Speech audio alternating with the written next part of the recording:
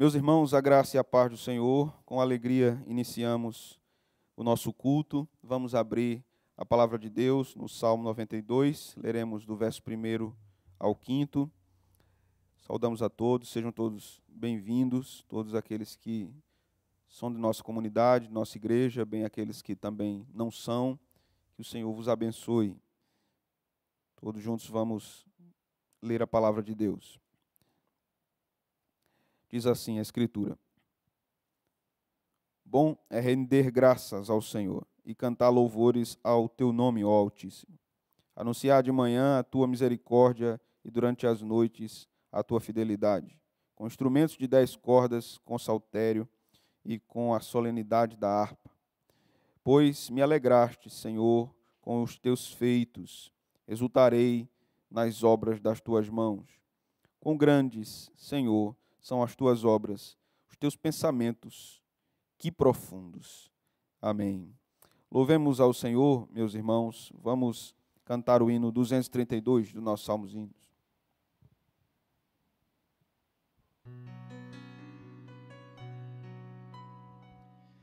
Ao Deus de Abraão louvai, no vasto céu, Senhor, eterno e poderoso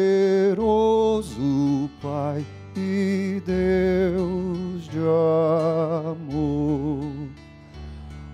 Augusto Jeová, que terra e céu criou, minha alma o nome exaltará, do grande eu sou.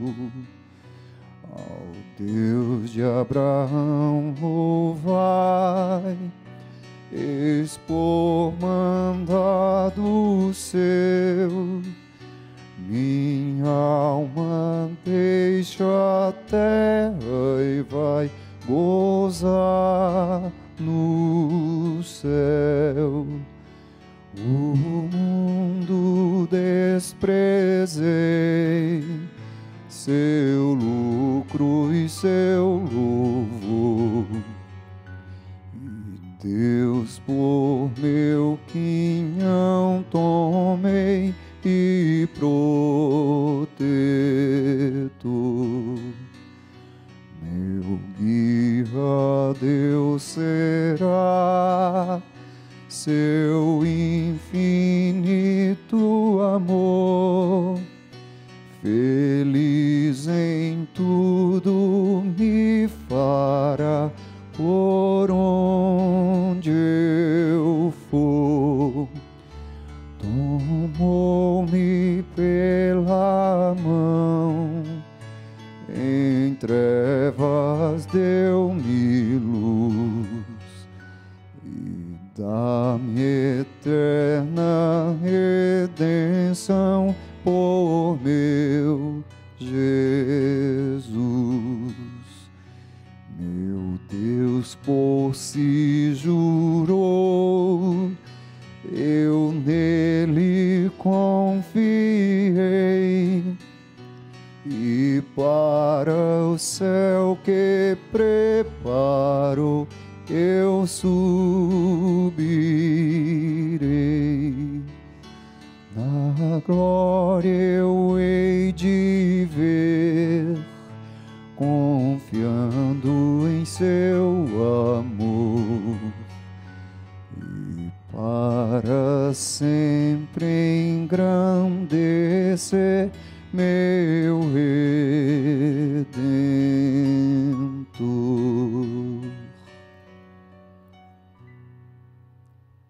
A Ti, Senhor, oramos neste dia, louvando o Teu nome, pela oportunidade de estarmos adorando ao Senhor. Ainda que limitados, Senhor, não podendo estarmos fisicamente juntos, mas isso não rompe a comunhão dos santos. Temos a possibilidade de, através desta transmissão, podermos adorar com as famílias da igreja, com os membros e congregados de nossa comunidade. Receba, Senhor, o nosso culto nesta noite. Receba a nossa adoração, que teu nome seja exaltado e que sejamos alcançados pelos meios de graça que o Senhor dispõe para nós. Que o teu Espírito nos ensine e ele nos conduza, Senhor, à tua vontade santa. Ó meu Deus, receba todo o louvor de nosso coração. Que nossas vidas nesta noite sejam para ti como libação. Que estejamos com os nossos corações prostrados diante de ti em adoração, porque o Senhor é o único digno de recebê-la. Essa é a nossa petição a ti, no teu nome, no nome de Jesus Cristo. Amém. Amém. Meus irmãos, vamos ler mais uma vez a palavra de Deus, Evangelho de João, capítulo de número 5, vamos ler do versículo 19 até o versículo 34. Diz a palavra de Deus.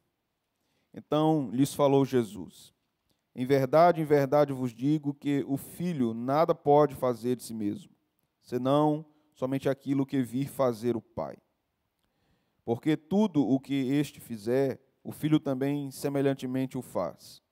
Porque o Pai ama o Filho e lhe mostra tudo o que faz. E maiores obras do que estas lhe mostrará, para que vos maravilheis. Pois assim como o Pai ressuscita e vivifica os mortos, assim também o Filho vivifica aqueles a quem quer. E o Pai a ninguém julga, mas ao Filho confiou todo o julgamento, a fim de que todos honrem o Filho, do modo porque honram o Pai. Quem não honra o Filho, não honra o Pai que o enviou. Em verdade vos digo, quem ouve a minha palavra e crê naquele que me enviou, tem a vida eterna. Não entra em juízo, mas passou da morte para a vida. Em verdade vos digo, que vem a hora, e já chegou, que os mortos ouvirão a voz do Filho de Deus, e os que a ouvirem viverão. Porque assim como o Pai tem vida em si mesmo, também concedeu ao Filho ter vida em si mesmo. E lhe deu autoridade para julgar, porque é o Filho do homem. Não vos maravilheis disso, porque vem a hora em que todos os que se acham nos túmulos ouvirão a sua voz e sairão. Os que tiverem feito o bem para a ressurreição da vida, e os que tiverem praticado o mal para a ressurreição do juízo. Eu nada posso fazer de mim mesmo, na forma porque ouço, julgo. O meu juízo é justo, porque não procuro a minha própria vontade, sim a daquele que me enviou. Se eu testifico a respeito de mim mesmo, o meu testemunho não é verdadeiro. Outro é o que testifica a meu respeito, e sei que é verdadeiro o testemunho que ele dá de mim. Mandastes mensageiros a João, e ele deu testemunho da verdade. Eu, porém, não aceito humano testemunho. Digo-vos, entretanto, estas coisas para que sejais salvos. Que o Senhor aplique sua palavra aos nossos corações. Vamos louvar ao Senhor. O grupo Átrios estará nos dirigindo nesse momento com cânticos. Nós saudamos a todos com a graça e a paz do Senhor Jesus. Vamos continuar louvando o nome do Senhor, mesmo que online você aí na sua casa. Adore ao Senhor juntamente conosco.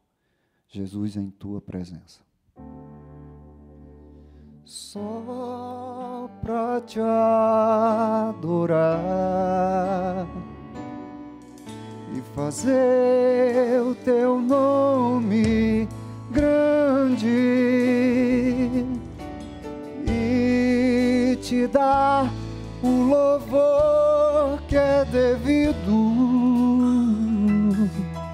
Estamos nós aqui.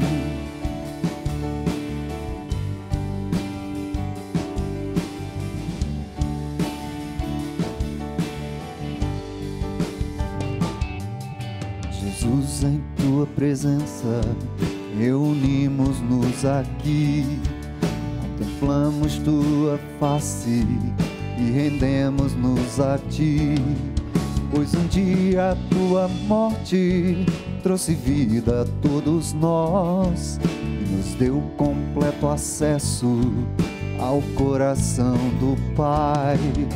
O véu que separava já não separa mais. A luz que outrora apagada agora brilha e cada dia brilha mais. Só pra te adorar e fazer o teu nome grande e te dar o louvor que é devido. Estamos nós aqui.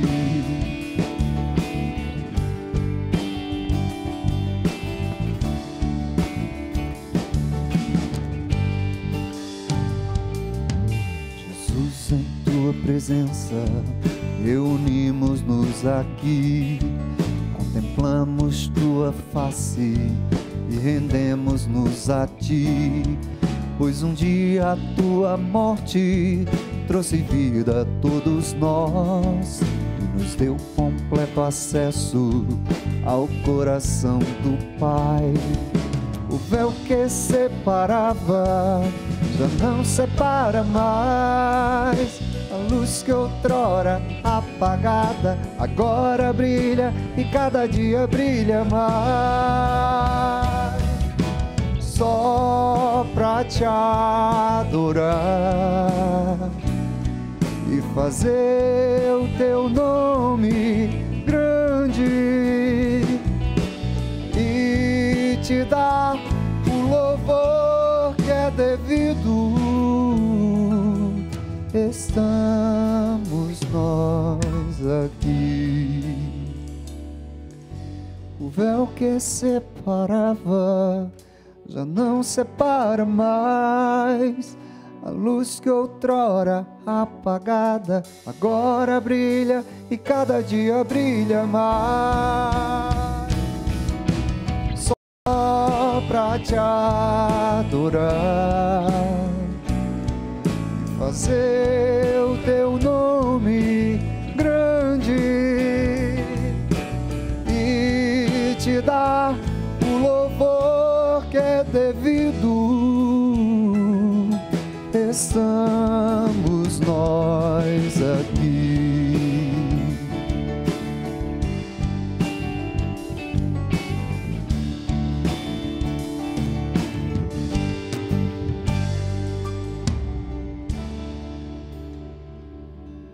Louvado seja o nome do Senhor Jesus, teu reino. Adoramos ao Senhor porque Ele é o Rei soberano, que domina e que governa.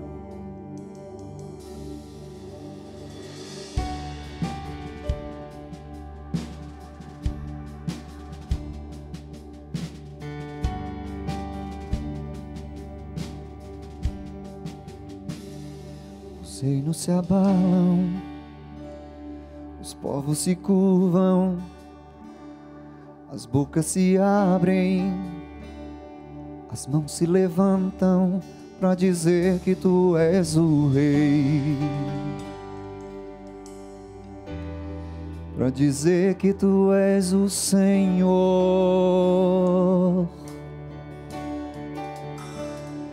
Os reinos se abalam, os povos se curvam, as bocas se abrem, as mãos se levantam para dizer que tu és o Rei, para dizer que tu és o Senhor.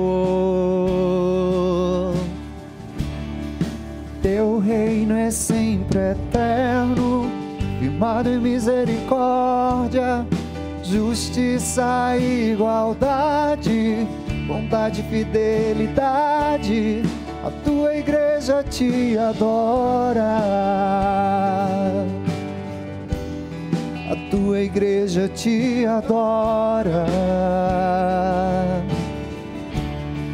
Teu reino é sempre eterno, firmado em misericórdia, justiça e igualdade, bondade e fidelidade. A tua igreja te adora. igreja te adora.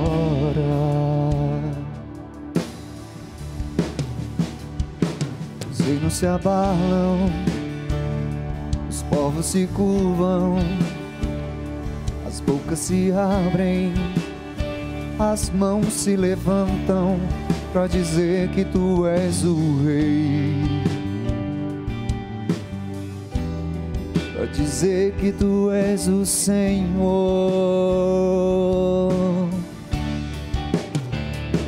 Os reinos se abalam, os povos se curvam, as bocas se abrem, as mãos se levantam para dizer que tu és o rei, para dizer que tu és o Senhor. Teu reino é sempre eterno, firmado em misericórdia, justiça e igualdade, bondade e fidelidade. A tua igreja te adora, a tua igreja te adora. Teu reino é sempre eterno, firmado em misericórdia, justiça e igualdade, bondade e fidelidade. Tua igreja te adora, tua igreja te adora, pra dizer que tu és o rei, pra dizer que tu és o Senhor, pra dizer que tu és o rei, pra dizer que tu és o Senhor.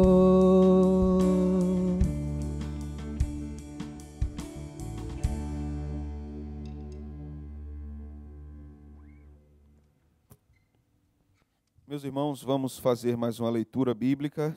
Vamos ler a lei do Senhor, que está no livro do Êxodo, capítulo 20, versículo 1 ao versículo 17.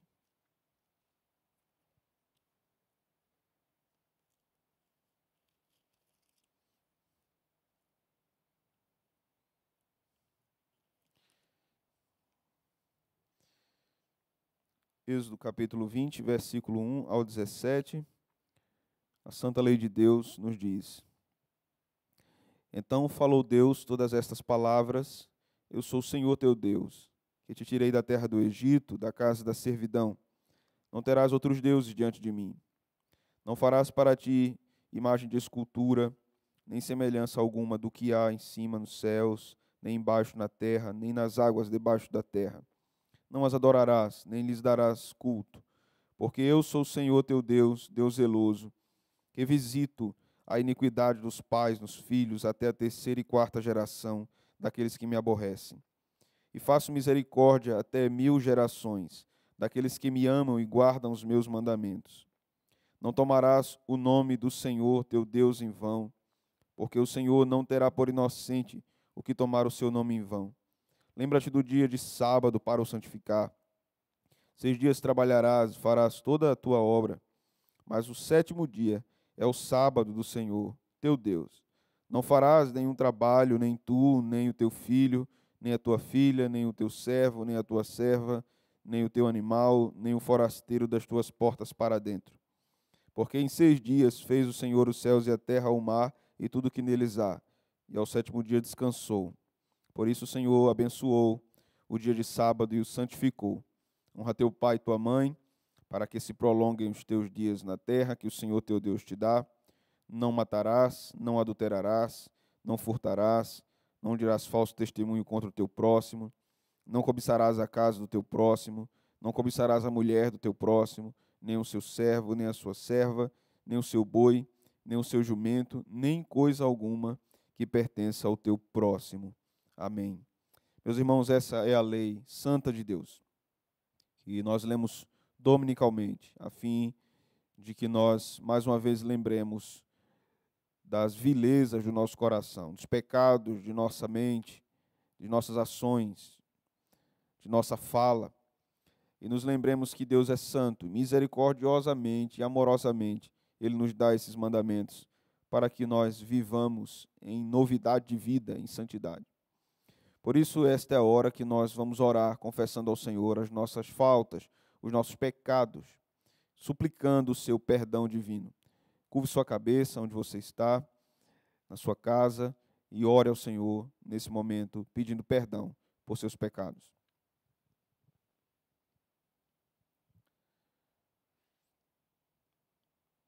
Senhor bendito e eterno, grandíssimo em santidade, majestade, poder, somos pecadores, teu povo, que necessita tanto de tua graça e misericórdia. Ó Senhor, como é maravilhoso sabermos que em Ti temos plena confiança de que nós temos perdão para nossos pecados, que nós somos purificados por Teu sangue bendito, Cordeiro Santo de Deus, que nós somos santificados pela Tua palavra, por Teu Espírito. Muitos são os nossos pecados, Senhor. A nós pertence o corar de vergonha, mas a Ti pertence o perdão, pertence a salvação. Louvamos o Teu nome por tamanha misericórdia sobre nós. Perdoa-nos, Senhor, os nossos pecados.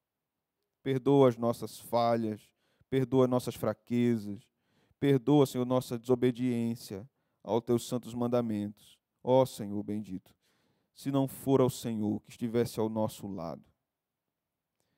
Louvado seja o Teu nome por Tua obra bendita. Nós suplicamos o Teu perdão e nós agradecemos, certos de que a promessa é verdadeira e real para nós. Que se nós confessarmos os nossos pecados, Tu és fiel e justo para nos perdoar e nos purificar de toda injustiça. No nome de Jesus nós te oramos, Senhor. Amém. Vamos louvar ao Senhor, irmãos, pelo perdão divino.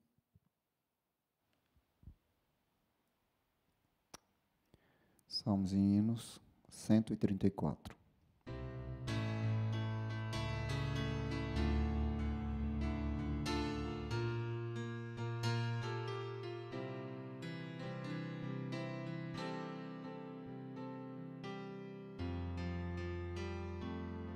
Amor, que por amor desceste, amor, que por amor morreste, ah, quanta dor não padeceste, minha alma vieste resgatar, e meu amor ganhar. Amor, que com amor seguias a mim, que sem amor tu vias, oh, quanto amor por mim sentias, eterno Deus, Senhor Jesus, sofrendo sobre a cruz. Amor, que em tudo me perdoas,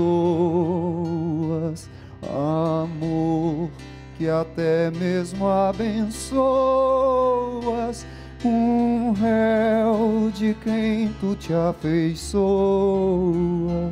vencido, ó Salvador, por ti, teu grande amor senti. Amor sublime que perduras, que em tua graça me segura, cercando a mim de mil venturas. Aceita agora, ó Salvador, o meu humilde amor.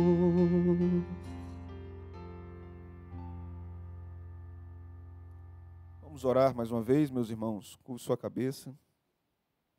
Pai bendito e eterno, neste momento eu te apresento, Senhor, esta congregação, meus irmãos. Ó Senhor, vivemos tempos tão difíceis, tão dolorosos, tão incertos, tão instáveis, em que não sabemos ao certo quando cessará. Alimentamos, Senhor, a firme esperança em nosso coração, de que o Senhor nos livrará desse mal. Oro, Senhor, por todos os meus irmãos que têm enfrentado dores, problemas, dificuldades, meus irmãos que têm enfrentado ansiedades diversas, depressão, pânico. Ó Senhor, sê misericordioso com os meus irmãos. Estende as tuas mãos, Senhor, trazendo paz ao coração, trazendo esperança, abrindo seus olhos para que eles vejam também tua misericórdia se manifestar a cada um deles. Nós oramos, Senhor, por nossas crianças, oramos por nossos jovens, pelos adultos, pelos idosos de nossa igreja que têm sofrido há mais de um ano, Senhor, sem poder vir à tua casa. Mais uma vez, restritos, não podemos estar juntos. Mas oramos e rogamos ao Deus, que é o Deus dos céus, o Deus que opera maravilhas, o Deus que governa o universo, o Deus que com uma palavra tua, tudo muda, Senhor. Rogamos que nos livres desse mal, livra-nos desta pandemia, Senhor, livra-nos deste tempo tão difícil para todos nós. Tenha misericórdia da economia do nosso país. Tenha misericórdia do sistema de saúde, Senhor. Não permita que esse sistema de saúde venha a colapso. Tenha misericórdia, Senhor. Tenha misericórdia daqueles que estão em UTIs, aqueles que estão esperando leitos de UTIs. Tenha misericórdia dos profissionais da área de saúde. Tenha misericórdia, Senhor, dos gestores das cidades, dos secretários de saúde. Tenha misericórdia, Senhor, dos líderes da nação. Dê sabedoria, dê graça, dê inteligência para lidar com toda essa situação. Dê, Senhor, estratégias administrativas prudentes para que o povo não seja levado a mais sofrimento com questões desnecessárias. Guarda-nos, Senhor, do pavor, guarda-nos, Senhor, da desesperança, guarda-nos do desespero. Tenha misericórdia de nós. Tenha misericórdia, Senhor, de cada um que tem sofrido. Te peço também nesta noite, por nossa irmã Maria Pedro, que tem estado enferma, que as tuas mãos estejam estendidas sobre tua filha. Senhor, que o Senhor use os médicos e cesse aquela dor que ela tem sentido. Que o Senhor tenha misericórdia de tua filha. Ó Senhor, abençoe nossa irmã Dode, que tem apresentado sintomas do Covid. Que o Senhor tenha misericórdia de tua serva. Livre-a, Senhor, desse vírus, bem como aqueles que têm sido vítimas, Senhor, de infecção. Livra-nos desse mal, Senhor. Não apenas o mal do vírus, mas dos abalos psicológicos e emocionais que tudo isso tem causado em todos nós. Abençoe nossa cidade, Senhor. Abençoe os vereadores, o prefeito da cidade. Dê graça, sabedoria para gerir isso. Guarde essa cidade, Senhor, de um estágio mais severo na pandemia. Tenha misericórdia de nós. Ó Deus, de toda a bondade, de toda a graça, como Tu tens abençoado tanto esta terra, durante tantos anos de existência desta cidade. Guarda-nos, Senhor, de quadros mais graves na pandemia. Abençoe, Senhor, os poderes da nação. Abençoe aqueles que estão engajados também no desenvolvimento, Senhor, de medicamento, de vacina. Tenha misericórdia, Senhor, para que isso chegue à nossa população. Ó Deus, que sejamos imunizados, possamos voltar às nossas atividades ordeiras, ordinárias. Ó Deus, tenha misericórdia do mundo, Senhor. Tenha misericórdia dos que estão passando necessidade, passando fome, que estão desprezados, que estão esquecidos pela sociedade. Senhor, tenha misericórdia. Nos ajude a ajudar aqueles que precisam também. Essa, Senhor, é a nossa oração, no nome de Jesus. Amém.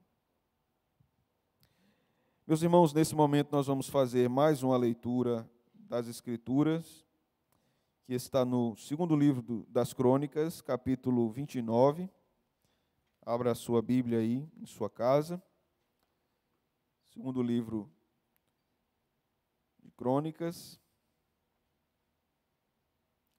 capítulo 29, versículo 10 ao versículo 14.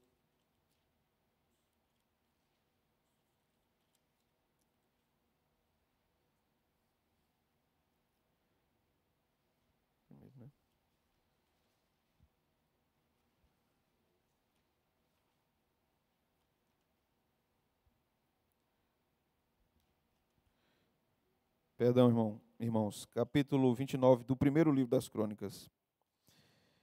Primeiro livro das Crônicas, capítulo 29, versículo 10 ao versículo 14. A palavra de Deus diz assim: Pelo que Davi louvou ao Senhor perante a congregação toda e disse: Bendito és tu, Senhor, Deus de Israel, nosso Pai, de eternidade em eternidade. Teu, Senhor, é o poder, a grandeza, a honra, a vitória e a majestade.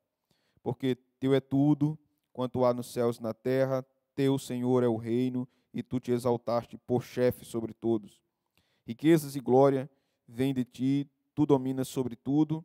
Na tua mão há força e poder, contigo está o engrandecer e a tudo dar força. Agora, pois, ó nosso Deus, graças te damos e louvamos o teu glorioso nome. Porque quem sou eu e quem é o meu povo para que pudéssemos dar voluntariamente essas coisas? Porque tudo vem de ti e nas tuas mãos tu damos. Amém. Meus irmãos, esse é o momento em que nós dedicamos ao Senhor nossas ofertas. Aí na tela você tem a chave do Pix, nossa igreja, o número da conta, você pode participar. Se você é de nossa congregação, você já está bem familiarizado com a nossa prática de adorar o Senhor com parte da prosperidade que o Senhor tem nos dado. Se você não pertence à nossa igreja, não sinta-se constrangido a participar desse momento, a menos que você deseje, e se você deseja, faça isso com alegria e singeleza de coração, e o Senhor te recompensará como bem lhe aprouver. Vamos cantar ao Senhor e assim nesse momento também adorá-lo.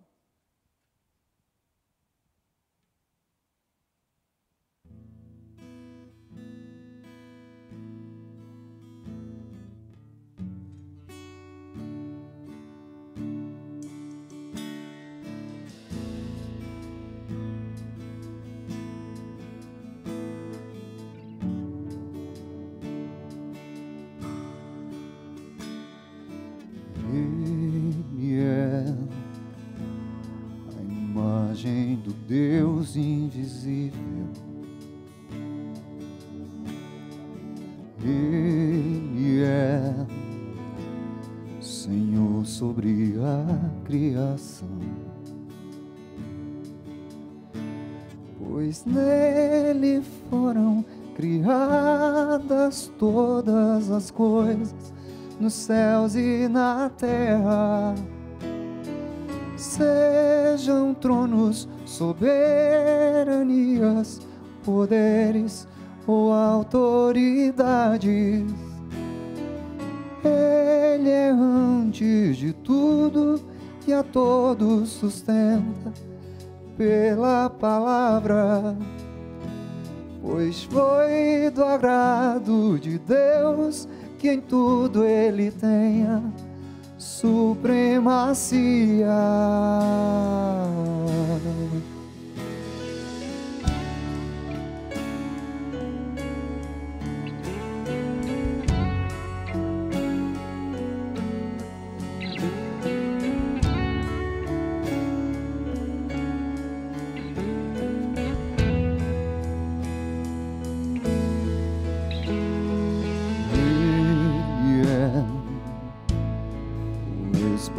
Da glória do Pai, Ele é a exata expressão do seu ser, pois nele foram criadas todas as coisas, nos céus e na terra. sejam tronos, soberanias, poderes ou autoridades. Ele é antes de tudo e a todos sustenta pela palavra, pois foi do agrado de Deus que em tudo ele tenha supremacia.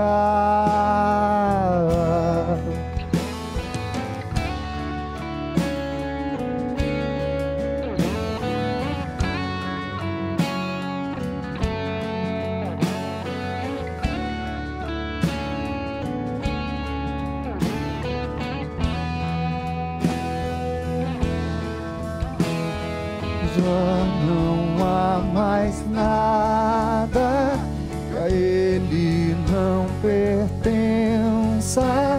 Em tudo existe graça, cantemos sim.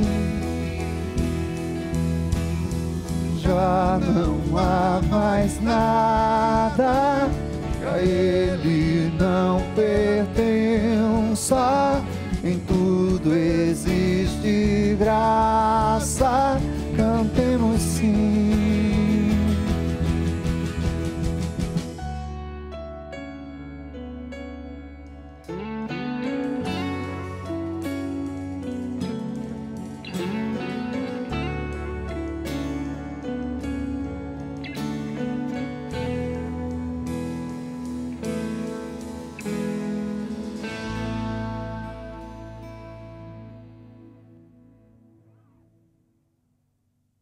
Oremos, irmãos.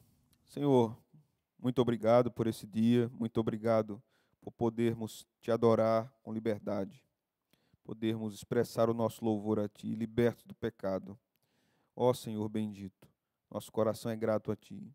Obrigado por essa oportunidade de adorarmos ao Senhor também com contribuições. Que o Senhor abençoe o conselho da igreja, toda a gestão dos compromissos da nossa igreja, com os campos, com nossos obreiros, congregações, no auxílio aos nossos irmãos necessitados. Que o Senhor abençoe, que tudo continue sendo administrado com total transparência, seriedade, lisura, integridade. Muito obrigado, Senhor, por tudo que o Senhor nos tem permitido fazer para o Teu reino, contando com a fidelidade dos nossos irmãos e generosidade de Tua igreja nas contribuições. Que o Senhor abra as portas para aqueles que não têm tido condições de contribuir. Que o Senhor os abençoe e abençoe a todos aqueles que contribuíram nesta ocasião, que são membros de nossa congregação e aqueles que também não são. Que o Senhor os recompense. Essa é a nossa oração, no nome de Jesus. Meus irmãos, vamos ouvir a pregação da palavra de Deus. Pastor Bruno estará pregando para nós nessa noite.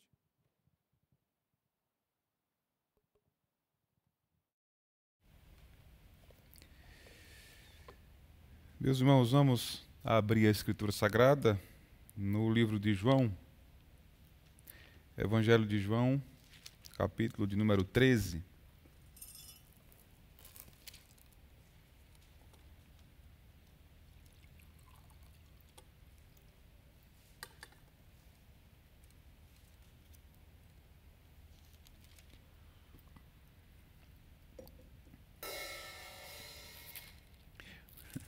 Hoje nós vamos ler do verso de número 18 até o verso de número 30.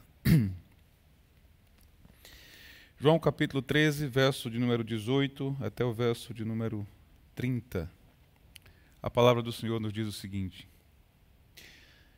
Não falo a respeito de todos vós, pois eu conheço aqueles a que escolhi.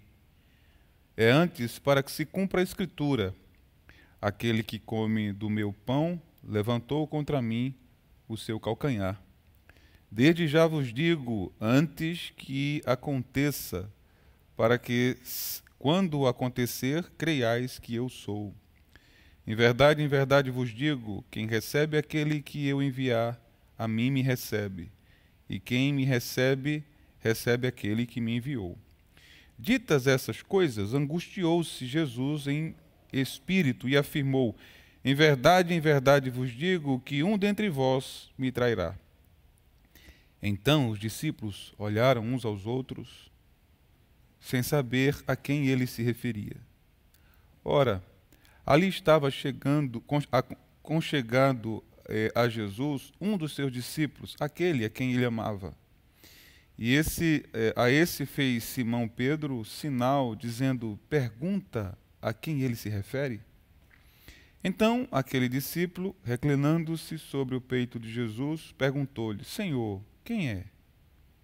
Respondeu Jesus: é aquele a quem eu der o pedaço de pão molhado. Tomou, pois, um pedaço de pão e, tendo-o molhado, deu-o a Judas, filho de Simão Iscariotes. E após o bocado, imediatamente entrou nele Satanás. Então disse Jesus: o que pretende fazer, faze-o depressa. Nenhum, porém, dos que estavam à mesa percebeu a que fim lhe dissera isso. Pois como Judas era quem trazia a bolsa, pensaram alguns que Jesus lhe dissera: compra o que precisamos para a festa, ou lhe ordenara que desse alguma coisa aos pobres. Ele, tendo recebido o bocado, saiu logo, e era noite. Amém. Vamos ter uma palavra de oração? Meu Senhor, graças te damos por essa noite, graças te damos pelo privilégio de estarmos reunidos e podermos, meu Senhor, celebrar o teu nome, os que estão em suas diferentes residências acompanhando conosco esses atos de adoração. Agora pedimos humildemente que o Senhor desvende os nossos olhos para podermos contemplar as maravilhas da sua lei. Senhor, torne claro para nós a sua palavra. Senhor, dê-nos do seu poder, da unção do teu Espírito, para que possamos proclamar e receber a tua palavra de maneira salvadora e santificadora. Usa, Senhor, a mensagem da tua palavra nessa noite para afetar os nossos corações e consciências. E pedimos isso em nome de Jesus. Amém. Meus irmãos, nessa passagem que nós lemos, Cristo revela aqui a traição de Judas, um de seus discípulos, por ele escolhidos para compor o colégio apostólico. Esse é um episódio em extremo sombrio na vida de um dos discípulos de Jesus. Judas é o nome dele. Quase não acreditamos no que nós lemos nessa narrativa aqui. Como foi possível que Judas ele praticasse um ato tão infame quanto esse? Que crime o Salvador cometeu para merecer esse procedimento por parte de seu discípulo que acabara de ter os pés lavados pelo Salvador? Esse episódio também desvenda diante de nós algumas coisas. Por exemplo, ele nos mostra o conhecimento e a sabedoria de Cristo. Ele sabia tudo o que ia acontecer. De fato, João dá testemunho desde sempre que ele conhecia o coração dos homens. Já no início do Evangelho, quando, capítulo 2, muitas pessoas passaram a professar fé no Salvador por causa dos milagres que ele havia realizado, João registra que o Senhor não se deixava levar por aquilo, porque ele conhecia o coração do homem e sabiam quais eram aqueles que de fato creriam nele e aqueles que tinham apenas uma fé temporária, uma fé falsa, não uma fé verdadeira. Aqui nós observamos também um supremo governo de Deus sobre tudo o que acontece, mesmo os mais graves sofrimentos na vida de seu filho amado, mesmo os momentos mais decepcionantes, mesmo as ações de maldade mais obscura do coração humano, todos estavam debaixo do governo de Deus, de modo que ele não é surpreendido por nenhuma maldade humana. Nosso Deus não é surpreendido por nenhuma calamidade, não é surpreendido por nenhuma trama maligna que seja planejada no inferno ou nos corações dos homens. O Senhor governa sobre tudo. Aqui também nos impressiona a doçura do coração do nosso Salvador. Ele acabara de lavar os pés de Judas, como o de qualquer outro dos seus discípulos a quem ele amava. Nós não o encontramos agindo com amargura de coração. Nós não percebemos em Cristo qualquer espécie de ódio por causa daquele que injustamente estava lhe traindo. Não o encontramos aqui em desequilíbrio emocional, psicológico, raivoso, por causa da trama maldosa e injusta por parte daqueles que estavam tão próximo dele. De fato, nosso Senhor tinha um coração cheio de doçura.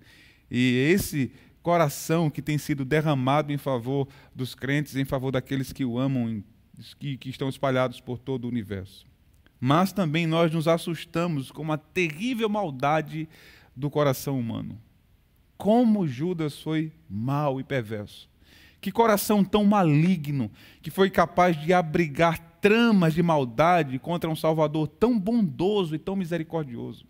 Como é possível que um ser humano desça ao ponto de tratar com tanta maldade alguém que só lhe ofereceu o bem e os atos de misericórdia? De fato, o coração humano é terrível.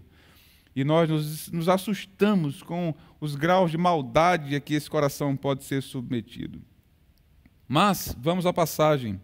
Essa passagem que nós estamos lendo, nós encontramos algumas coisas aqui que eu gostaria de compartilhar com os irmãos. Primeiro, nós percebemos Cristo dando a indicação do que vai acontecer.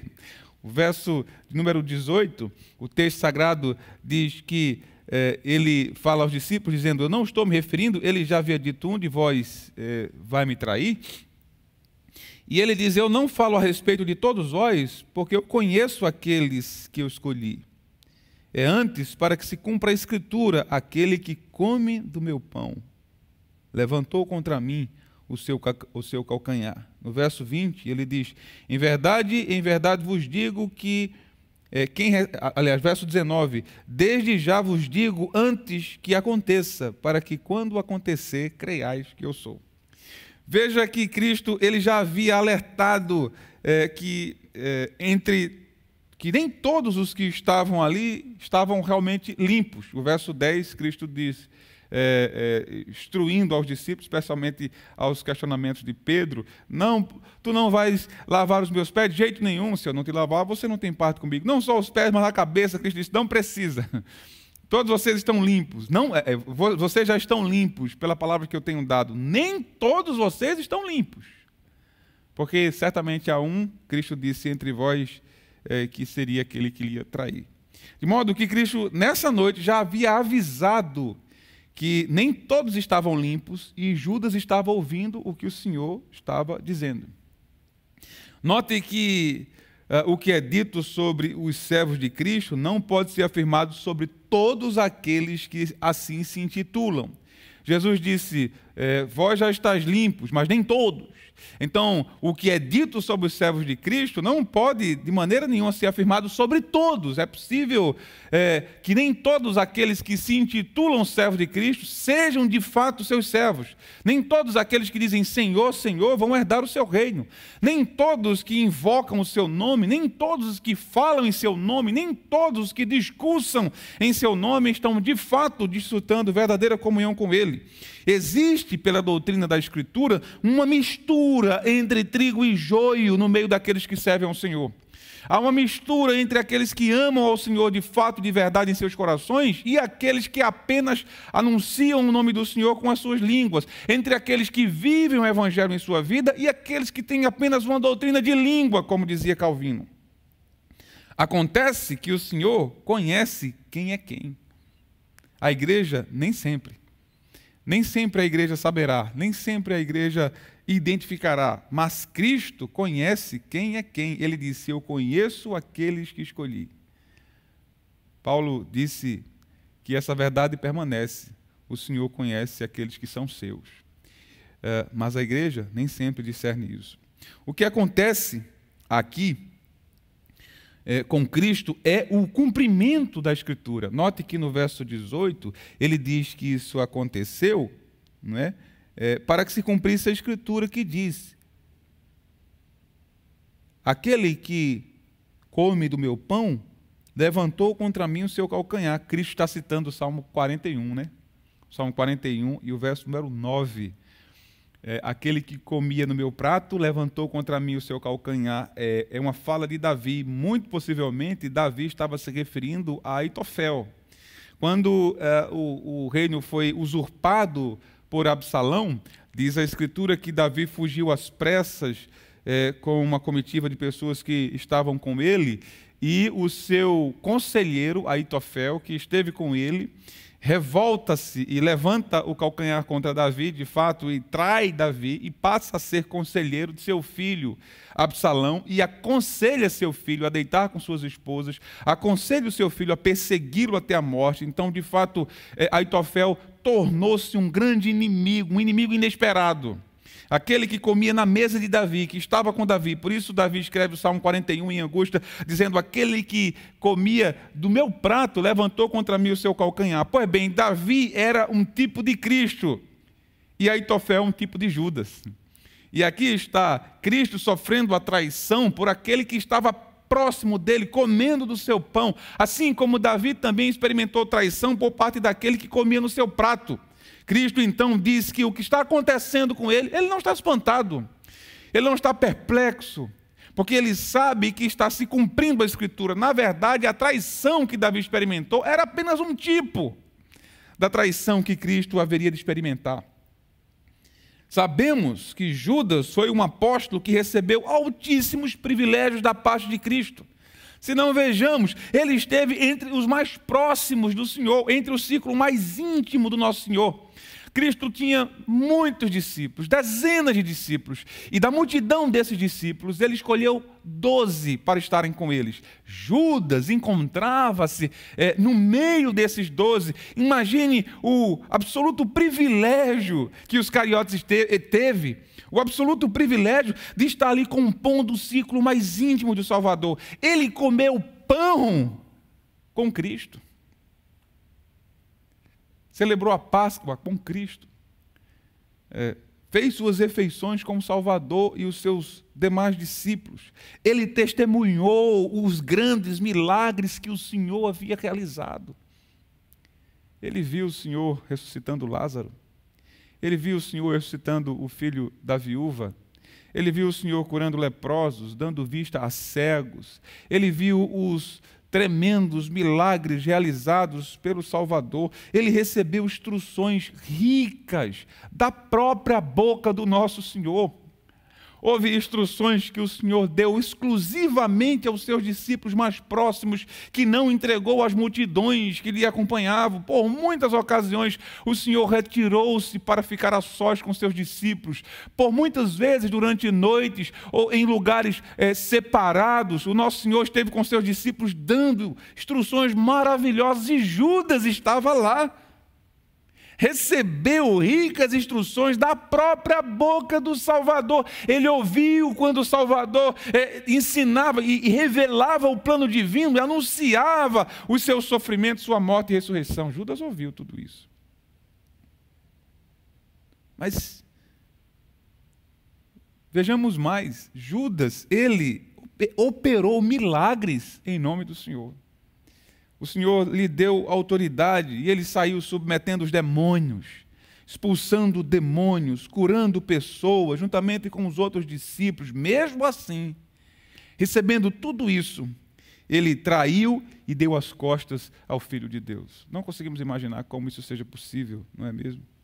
É realmente assustador saber o quanto um pecador pode ser abençoado por Jesus e mesmo assim dar as costas para ele e se perder. Vamos pensar em quantos se enquadram nessa descrição.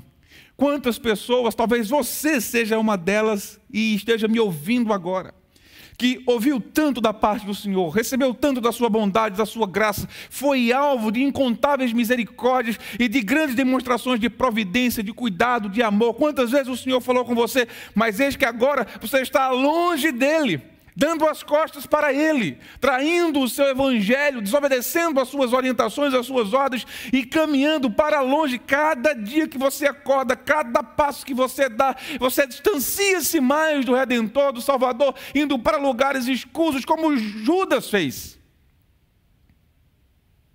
Eu voltarei a você um pouco mais à frente. Não quero me demorar muito aqui agora. Quero que olhemos para esse texto e vejamos também em Cristo. Ele revela, dizendo o motivo pelo qual ele estava revelando essa aterrizadora traição. Por que é que Cristo está dando a conhecer aos seus discípulos que ele estava sendo traído? O verso 19 explica, ele disse, desde já vos digo, antes que aconteça, eu estou falando antes, porque quando acontecer, vocês vão continuar crendo que eu sou.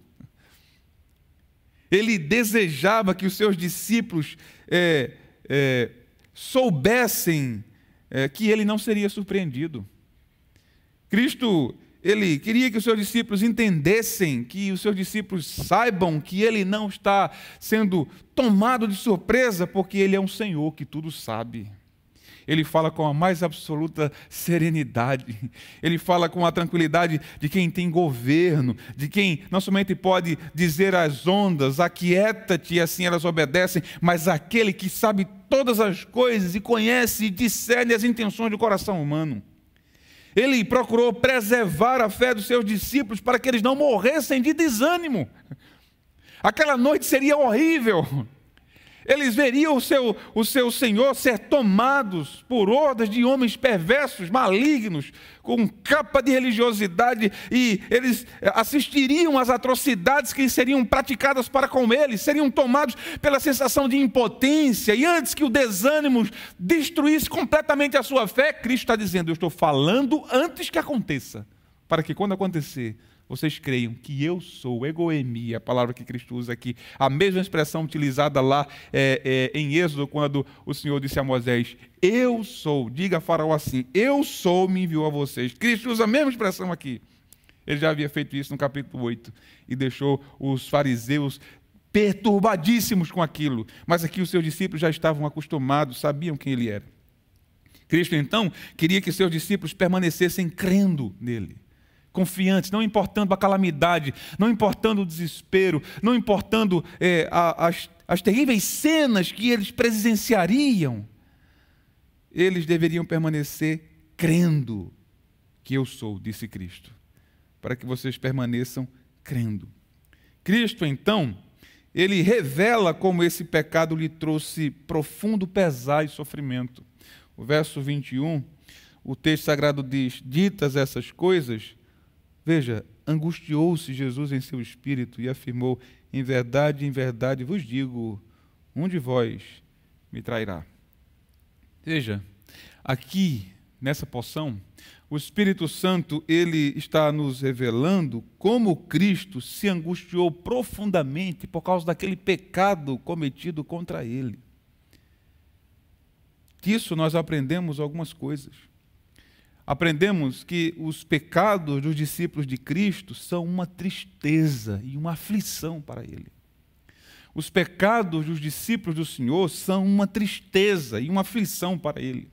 Cada vida vivida deliberadamente na escolha do pecado em nosso meio é um sofrimento agudo para Cristo. A falta de santidade da igreja, sua noiva, é uma angústia para Cristo, e nós devemos ponderar seriamente sobre essas coisas. Os pecados dos crentes são uma angústia para Cristo. Cada ato de desobediência é como uma lança ao seu lado. Cada ato de pecaminosidade é como uma blasfêmia contra ele. Os pecados da igreja do Senhor geram mais aflição no seu coração do que o mundo ímpio.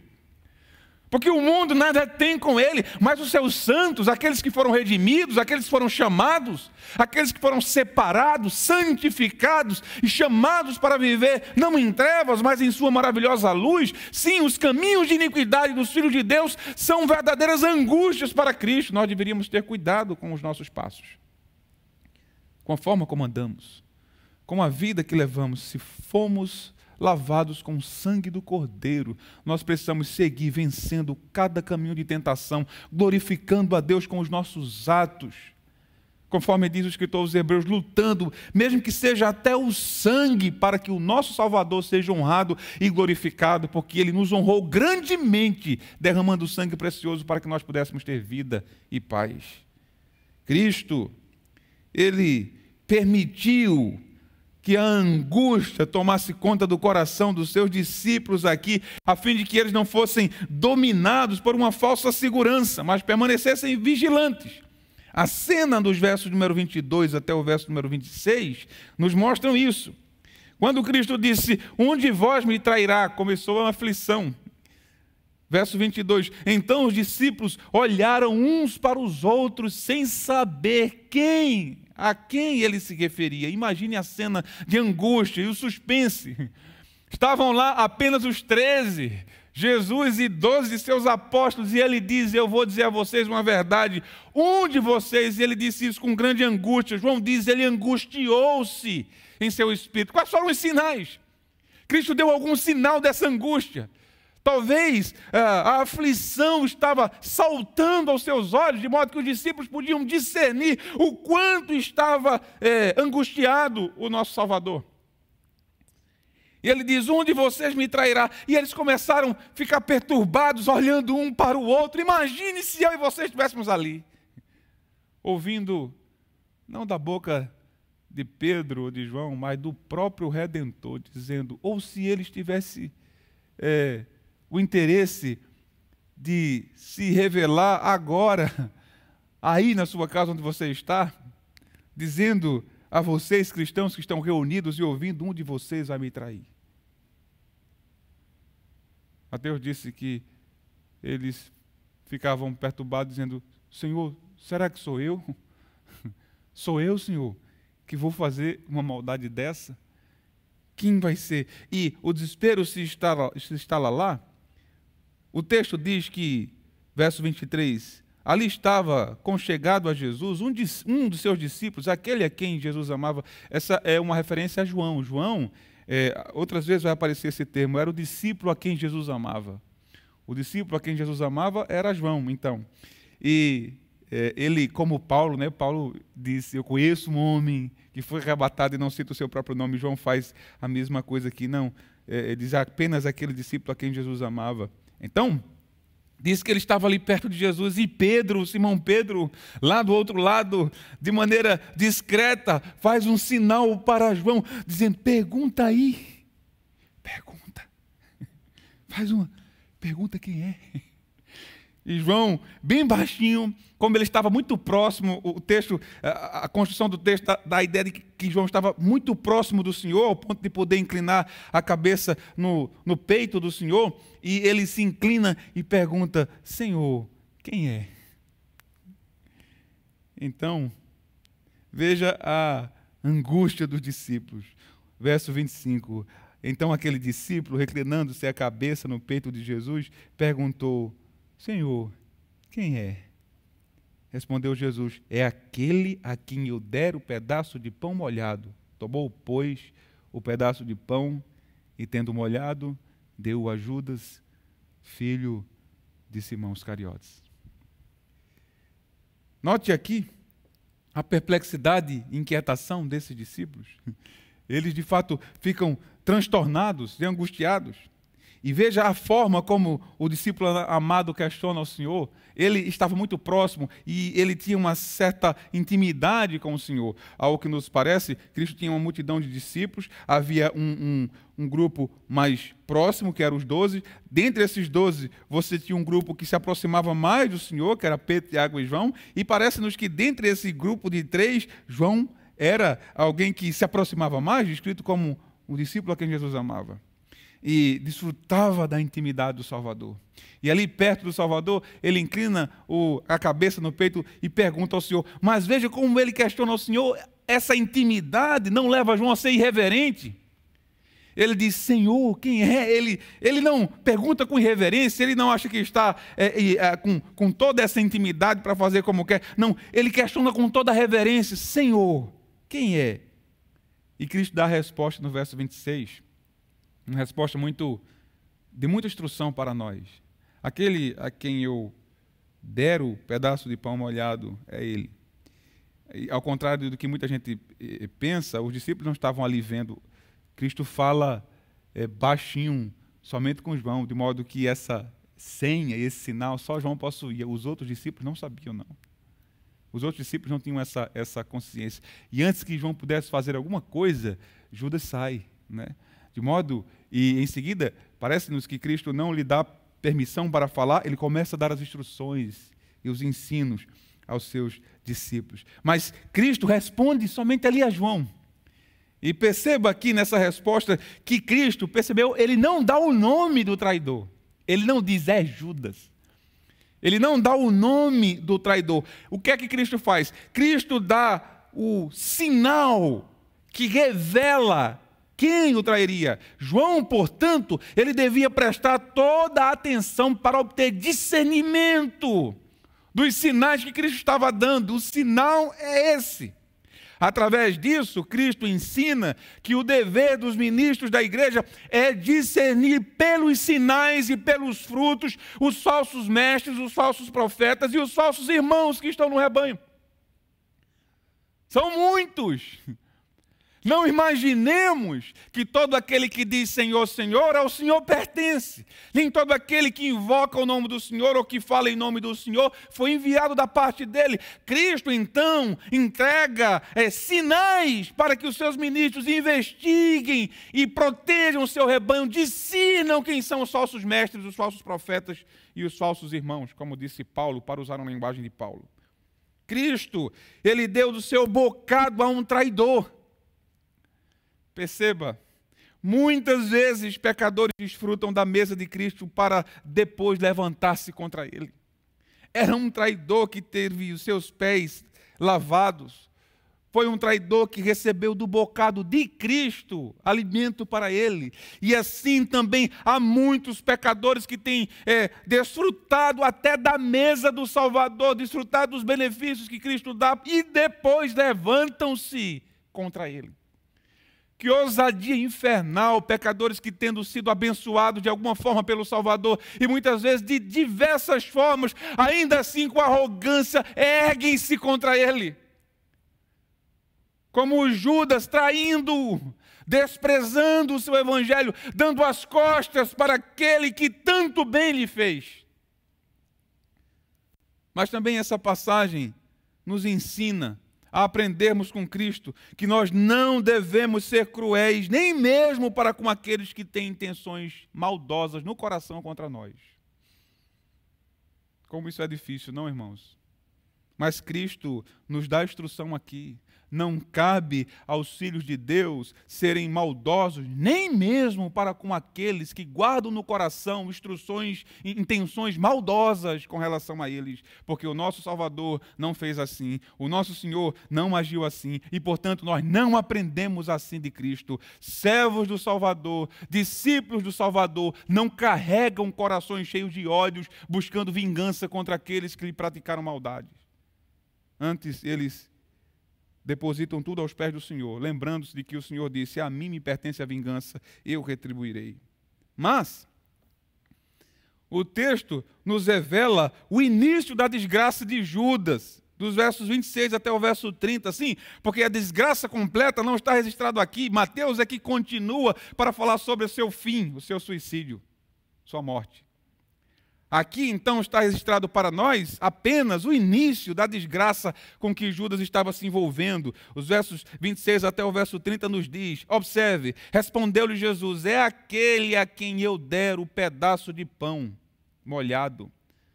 Então o Senhor tomou, pois, um pedaço de pão e, tendo molhado, deu a Judas, filho de Simão Iscariotes. Verso 27. Que coisa terrível.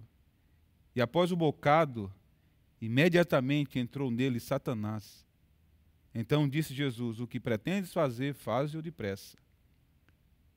Nenhum, porém, dos que estavam à mesa, veja, percebeu a que fim lhe dissera isso. Pois, como Judas era quem trazia a bolsa, eles pensaram alguns que Jesus dissera: compra o que precisamos para a festa, ou que lhe ordenara que desse alguma coisa aos pobres. Ele, tendo recebido da mão do Salvador o bocado, saiu logo, a ideia é, saiu com pressa para traí-lo, saiu desejoso, apressadamente para trair o Salvador. E quando ele saiu, importantíssima informação de João, era noite. Veja, perceba que todo o benefício que Judas recebeu ao longo de todo o ministério de Cristo, no tempo certo, virou-se contra ele para a sua própria desgraça. Todos os benefícios recebidos por Judas, que deveriam tornar-se uma bênção permanente para a sua própria alma, por causa de suas ações e do endurecimento de seu coração, virou-se contra ele para a sua própria desgraça no tempo determinado. Todo o bem recebido foi para ele cheiro de morte para a morte, como disse o apóstolo Paulo, por causa de seu coração endurecido na maldade. Não podemos deixar de notar aqui algumas coisas. Veja, Cristo, ele já tinha advertido que alguém trairia o Filho do Homem. E Cristo já havia dito que melhor fora não ter nascido. E Cristo disse que era melhor pegar uma pedra de moinho, amarrar no pescoço e jogar no mar. E Judas estava ouvindo isso. Cristo disse, melhor não fora ter nascido esse que vai trair o Filho do Homem. E Judas estava lá, ouvindo aquelas exortações. Cristo ensinou sobre o pecado, sobre arrependimento, sobre a misericórdia divina durante todo o seu ministério. E Judas estava lá ouvindo acerca dessas instruções. Agora Cristo, ele diz que há um traidor ali no meio dos 12. Judas faz parte disso. Judas ouve. Judas sabe o caminho que ele está trilhando. Judas sabe que Cristo está discernindo, que conhece, que está avisando, expondo isso. Mas Judas não se corrige, antes ele endurece ainda mais o seu coração. Calculou. O que acontece? O resultado é que Cristo finalmente entrega Judas aos seus próprios desejos. E Satanás possui o seu coração definitivamente. O texto diz que após o bocado, verso 27, imediatamente Satanás entrou nele. Ele foi entregue, o Senhor finalmente, naquela noite, 3 longos anos, pregando, orando, exortando, ensinando, revelando, falando com clareza, e Judas endurecendo o coração, finalmente Cristo o entrega ao seu desejo de traição, o entrega ao seu desejo de maldade, e imediatamente, quando o Salvador entrega o miserável, Satanás entra em seu coração definitivamente.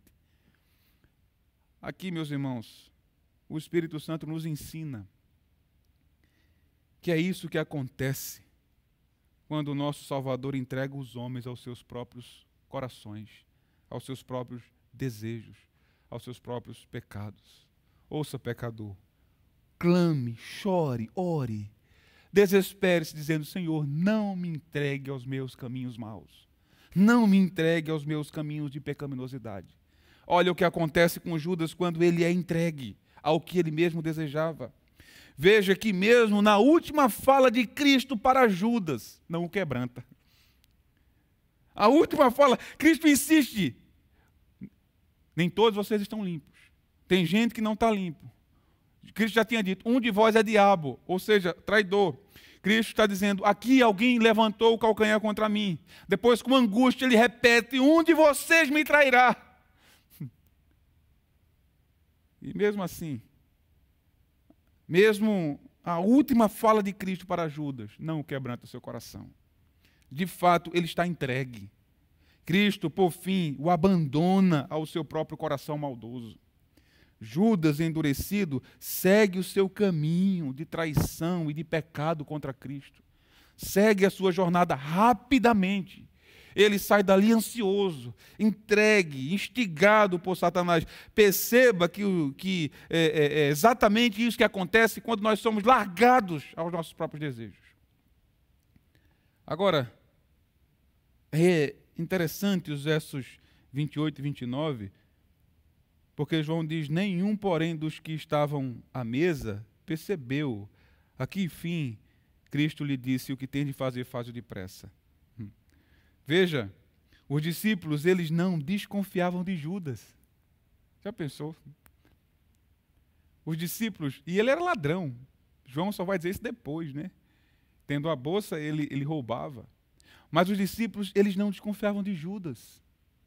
E o Senhor falando tudo aquilo, E os discípulos, sabendo que Cristo não se engana, falando aquilo, mesmo assim, Judas saindo, ninguém imaginou que fosse Judas. Cada um ficou pensando, será eu, Senhor? Será eu? Por que não? Isso porque o amor entre os irmãos não pensa o mal.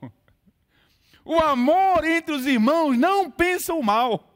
Nós deveríamos guardar isso em nosso coração antes de estar pensando maldades com relação aos nossos irmãos. Vamos pensar sobre nós mesmos, vamos olhar para nós mesmos, vamos refletir sobre nós mesmos e sobre os caminhos de maldade que habitam em nosso próprio coração, mas não pensar mal sobre os outros. Veja, os discípulos foram incapazes de pensar, é Judas, será ele? O amor entre os irmãos não pensa mal. Por fim, Judas segue o seu caminho, e nós somos informados que o caminho de Judas é um caminho de trevas. João diz que quando ele saiu era noite, era escuro. E há no Evangelho de João essa tensão o tempo inteiro sobre luz e trevas, sobre dia e noite, não é? O tempo inteiro. Aliás, o Novo Testamento faz essa relação entre o dia e a noite, mostrando como aos filhos de Deus pertence o dia e não a noite, a ideia da escuridão, das trevas, mas o caminho de Judas era um caminho trevoso, era um caminho de trevas, como é o caminho de todo aquele que dá as costas ao Salvador e à sua palavra. Todos aqueles que dão as costas ao seu evangelho escolhem necessariamente um caminho de trevas. Jesus disse isso, a luz veio ao mundo, mas os homens rejeitaram a luz e amaram mais as trevas porque as suas obras eram más. Assim sendo, aquele que é tomado em seu coração por maldade tem que escolher um caminho de trevas.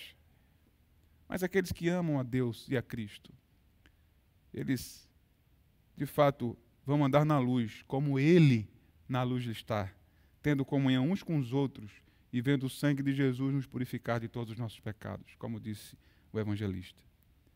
Pois bem, meus irmãos, para não cansar tanto vocês, eu quero dizer algumas coisas aqui a título de aplicação dessa passagem. O que é que essa passagem nos ensina? Primeiro, eu quero me dirigir a você que é um crente que permanece fiel ao Senhor. Você que serve ao Senhor há tantos anos e continua amando ao Senhor de todo o seu coração e continua sendo fiel ao Senhor. Lembre-se do que o apóstolo Paulo disse: quem está de pé, cuide-se para que não caia. Não se ensoberbeça, mas tema ao Senhor. Você está de pé por um ato da misericórdia divina. Não pense mal dos seus irmãos. Não importa quão fraco, quão cambaleante seja aquele que anda ao seu lado, ajude o que está caído. Não pense o mal sobre o outro. Se você está de pé, glorifique a Deus e agradeça a Ele. Isso não se dá por sua força. Isso se dá por um ato de graça, de misericórdia, que lhe sustenta dia após dia. Judas caiu como Pedro caiu. O que sustentou Pedro foi o fato de Cristo ter intercedido por ele. Cristo ter orado por ele. Cristo ter concedido graça a Pedro. A razão não estava em Pedro mesmo. Ele era tão pecador, tão miserável quanto qualquer outro. Mas o Senhor tem sido misericordioso assim com você também. Logo, não se ensoberbeça com a sua posição. Não seja arrogante porque você acha que está de pé. Cuide para que você não caia. Agora, eu me dirijo àqueles que se encontram desviados dos caminhos do Senhor. E você que já serviu ao Senhor e provou que Ele é bom e que a sua misericórdia dura para sempre, e que outrora tinha prazer de estar na casa de Deus. Você que tomava a sua Bíblia, subia à casa do Senhor com alegria, cantava ao Senhor, louvava a Deus, celebrava ao Senhor, envolvia-se com as atividades da casa do Senhor, até talvez evangelizava outros, anunciava a palavra do Senhor. Mas agora você se associa a ímpios para zombar do Evangelho de Cristo. E como Judas, você é um traidor. Deu as costas para o Evangelho. Pecador, tenha cuidado. Tome cuidado. Tema a Deus e arrependa-se de seus pecados antes que seja tarde. Você que sabe que o Evangelho não é uma brincadeira de criança, mas para não ser reprovados por amigos ímpios, você se junta a pecadores ímpios e murmura e blasfema contra o Evangelho de Cristo.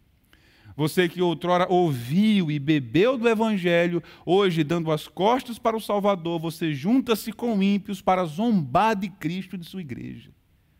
Você junta-se com ímpios para profanar o nome de Cristo, para desprezar o Evangelho da graça e para falar mal daqueles que servem ao Senhor. Tome cuidado, pecador, porque assim como o Senhor conhecia o coração de Judas, Ele conhece o seu. Assim como Ele via Judas, Ele também vê você. E assim como Ele entregou Judas ao seu próprio desejo mal, Ele pode fazer o mesmo com você. E antes que isso aconteça, corra para o Senhor, peça a Ele graça, implore perdão para os seus terríveis pecados e ponha a sua boca no pó. Pode ser que ainda haja esperança. Agora, eu quero me dirigir àqueles que são ministros do Evangelho, pastores, presbíteros, diáconos, ministros da casa do Senhor, ministros que começaram o seu ministério desejosos de servir a Deus, mas se perderam no meio da jornada e hoje desonram a Deus e perturbam as igrejas. Você que entrou no ministério com o desejo de servir a Deus, de louvar a Deus, mas por uma ou por outra razão, você tornou-se infiel ao Senhor. Judas entrou no ministério, fez tanta coisa certa. Ele pregou a pessoas, ele curou pessoas, ele expulsou demônios, mas depois seu coração mau começou a ser tomado por um caminho de iniquidade e de perversão contra o Senhor. Não são poucos os pastores que estão no mesmo caminho. A semente da traição está em nossos corações, em todos nós, no meu e no de vocês. Todos nós trazemos em nosso coração a semente da traição, da maldade, da murmuração, da blasfêmia contra Cristo. Devemos estar quebrantados aos pés do Senhor. Eu me dirijo a você que é um ministro do Evangelho, talvez um pastor, e você sabe o quão você está longe dos caminhos do Senhor, mesmo pregando dia após dia a pessoas que lhe ouvem, subindo ao seu púlpito, anunciando a palavra de Cristo, mas você mesmo sendo infiel e sendo condenado por tudo que você prega, sendo condenado por tudo que você ensina, arrependa-se. Implore ao Senhor a sua graça. Nem eu, nem você somos melhores do que Judas. Queira Deus dar-nos um destino melhor do que o dele. Queira Deus ter misericórdia de nós e corrigir os nossos passos para nós não pararmos onde Ele parou, para que o nosso caminho não seja de trevas totais como o dele foi. Os pastores, os ministros da igreja devem trazer um coração quebrantado e penitente o tempo todo, arrependendo-se de caminhos que desagradam a Deus. Judas era um ministro, era um apóstolo. Ser pastor não é garantia de vida eterna. Ser pastor não é uma garantia de que nós temos real comunhão com o Senhor. Judas era apóstolo. Realizar milagre não significa absolutamente nada. Judas realizou milagre e hoje está no inferno. Judas expulsou o demônio e hoje está no inferno. Judas era apóstolo e hoje está no inferno. Você acha que porque você é pastor, você tem um passe livre para o céu? Nem eu, nem você. Você deve arrepender-se, do contrário, o espírito de Judas cada vez mais se revelará em seu coração, em suas práticas, e será apenas uma questão de tempo para que o Senhor derrame do seu juízo definitivo sobre sua cabeça. Que o Senhor tenha misericórdia de você e de mim e nos dê vida para andar diante dele. Por fim, eu quero dizer a todos nós, crentes, membros de igreja, homens e mulheres fiéis, pessoas desviadas do temor do Senhor, desviadas do caminho do Senhor, pastores infiéis pecando contra Deus e contra a sua igreja. Deus é misericordioso para perdoar, mas só há perdão para corações verdadeiramente arrependidos, coisa que Judas não foi capaz de apresentar. Eu espero em Deus que nós sejamos, pela graça dele, habilitados a apresentar diariamente um coração quebrantado e contrito que Deus não despreza. Vamos orar? Nosso Deus, graças te damos por essa noite. Graças te damos pelo teu cuidado, Senhor, por tua bondade. Ó Deus, nós tememos e trememos diante dessa passagem da Escritura, porque não somos melhores do que Judas, Senhor. Tenha misericórdia de nós. Senhor, eu oro por minha congregação, por tantos crentes, homens e mulheres, tantos servos e servas do Senhor que são fiéis a Ti, Senhor. Que o Senhor os mantenha assim, que não haja soberba em seus corações, mas que eles reconheçam a graça que os sustenta. Eu oro, Senhor, por aqueles que estão desviados. Talvez muitos estejam me ouvindo e vendo agora, e com o coração endurecido, andando para longe do Senhor.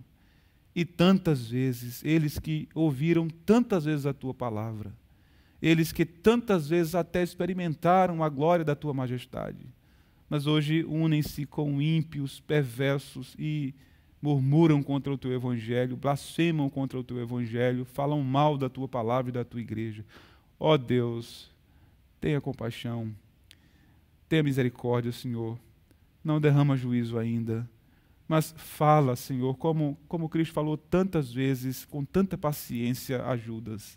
Fala, Senhor, a esses pecadores, para que se arrependam e concede-lhes, meu Senhor, um coração quebrantado, para que se voltem para Ti, Senhor, fugindo das trevas.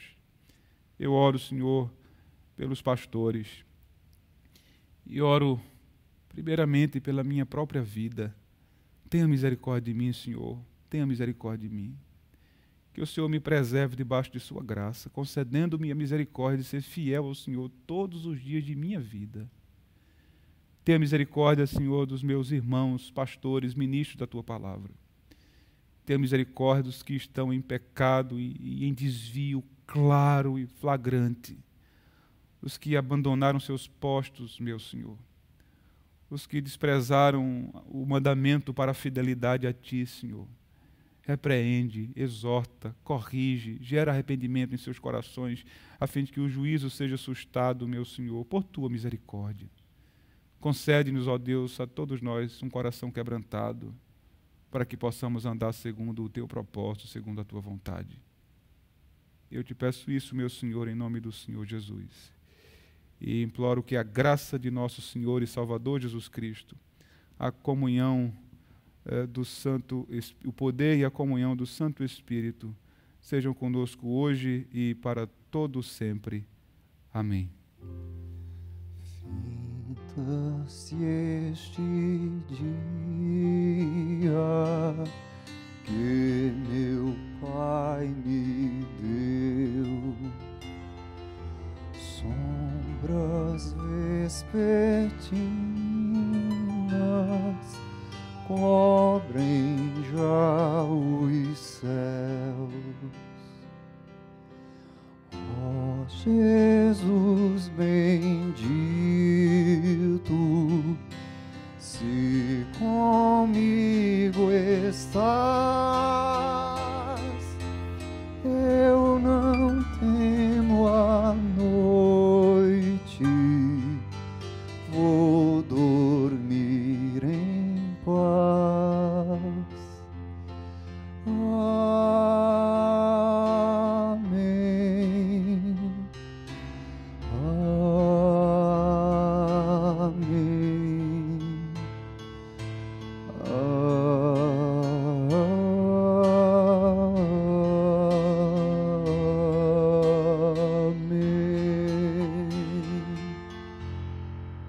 Amém. Eu quero apenas agradecer a você que nos acompanhou e que participou conosco dos atos de culto.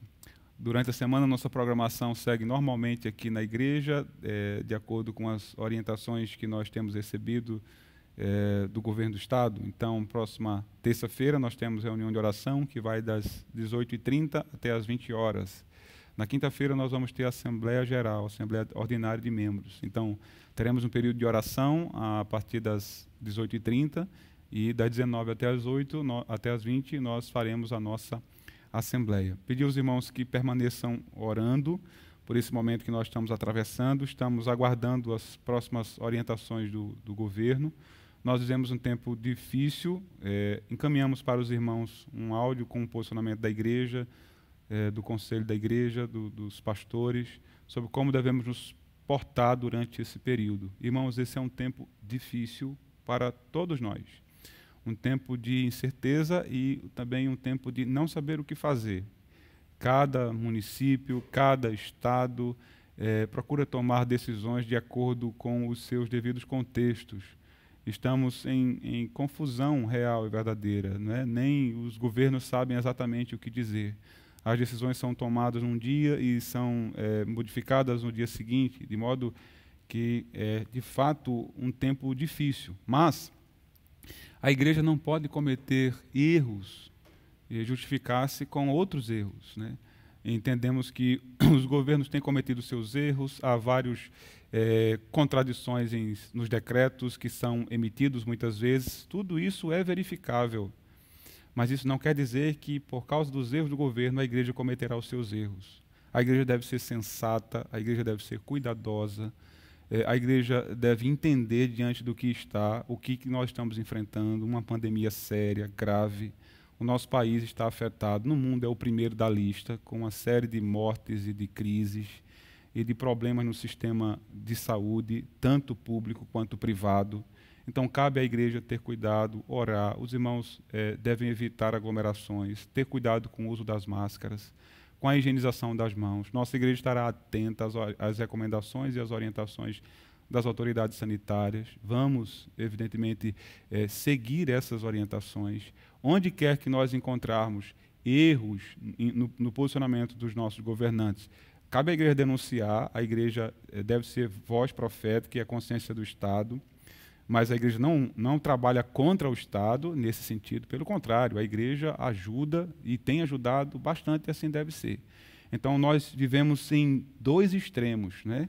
Então, você tem, por um lado, um grupo de pessoas que não sei de onde tira a ideia de que não existe essa enfermidade, essa pandemia, e que é completamente irresponsável com relação a isso e nega a severidade do que está acontecendo conosco e promete tratamentos por medicações que não existem. Não é, o único tratamento eficaz contra esse mal é a vacina. Por outro lado, nós temos várias tentativas de criação de pânico, de desespero, e a igreja fica, às vezes, nesse meio. A igreja não pode andar de acordo com a boiada, com os desesperos de um outro. A igreja tem que ter um posicionamento solene, claro, sereno, e atravessar isso debaixo de oração, confiando no Senhor, e de maneira muito racional e cuidadosa. Então, a minha recomendação aos membros dessa igreja, eu não tenho jurisdição sobre quem não é dessa igreja, mas aos membros e aos congregados dessa igreja, por favor, não se mordam uns aos outros por causa de ideologias políticas. Você tem o direito de ter seu posicionamento político, seja qual for. A igreja respeita os posicionamentos políticos de seus membros, porque eles são cidadãos desse mundo, né? E eles têm o direito de fazer suas opções políticas por quem quer que seja. Mas não se matem um ao outro por causa disso. Não neguem a severidade do problema que estamos acontecendo porque você fez uma opção política. Não procure gerar pânico desnecessário, muitas vezes, porque você tem uma opção política. Seja racional, coerente e haja como cristão que enfrenta com seriedade, com responsabilidade, os problemas que nos alcançam, nos acompanham. Nós estamos orando, certamente o Senhor nos dará dia após dia a direção correta. Estaremos sempre falando com os irmãos, estamos aqui durante a semana, usaremos as nossas redes sociais para dar as orientações, para dar as palavras, as direções que são adequadas e que forem necessárias para esse momento que nós estamos enfrentando. Deus abençoe vocês, uma semana de muita paz, de muita bênção, de muita alegria, e um forte abraço em nome do Senhor Jesus.